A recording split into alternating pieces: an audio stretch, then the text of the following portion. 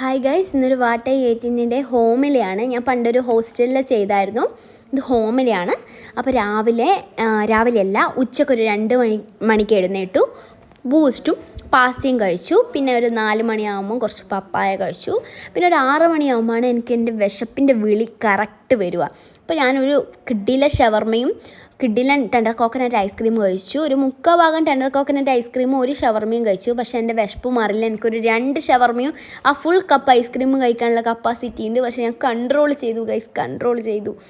ഇനി കഴിച്ചാൽ ശരിയാവില്ല എന്ന് തോന്നി. പിന്നെ വെള്ളം കുടിച്ചു. വെള്ളം ഇപ്പോഴാണ് കുടിക്കുന്നത്. രാവിലെ എഴുന്നേറ്റ് 7 മണി വരെ ഞാൻ കിടക്കെ തന്നെയായിരുന്നു. അതുകൊണ്ട് അങ്ങനെ ക്ഷീണോ ദാഹമോ ഒന്നും ഉണ്ടായിരുന്നില്ല.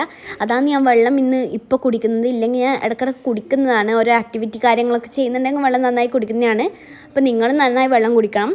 പിന്നെ 10 മണിയായപ്പോൾ ഞാൻ കുറച്ച് നന്നായിട്ട് ഉപ്പുമാവും പഴവും എടുത്ത് കഴിച്ചു. ഇന്ന് റൈസ് ഉണ്ടായിരുന്നില്ല. പിന്നെ ഇത് കഴിച്ച പാടെ തന്നെ ഞാൻ വിശക്കാതിരിക്കാൻ പിന്നെ കുറേ വെള്ളം കുടിച്ചു. അതിൻ്റെ ബാക്കിൽ തന്നെ കുറച്ച് പപ്പായയും മാംഗോയും കഴിച്ചു. എന്നിട്ടൊരു 1 മണി 1:30 ആവും ഞാൻ കിടക്കാൻ. 1 മണി 1:30 ആകുമ്പോൾ ഞാൻ പിന്നെയും കുറേ വെള്ളം കുടിച്ചു. സ്റ്റിൽ എനിക്ക് ഇപ്പോഴും വിശക്കുന്നുണ്ട്. പക്ഷേ ഞാനൊന്നും കഴിക്കാതെ കൺട്രോൾ ചെയ്തു. എന്നെപ്പോലത്തെ പ്രശ്നം ആർക്കെങ്കിലും ഉണ്ടോ ഗൈസ്? നിങ്ങൾക്കുണ്ടോ?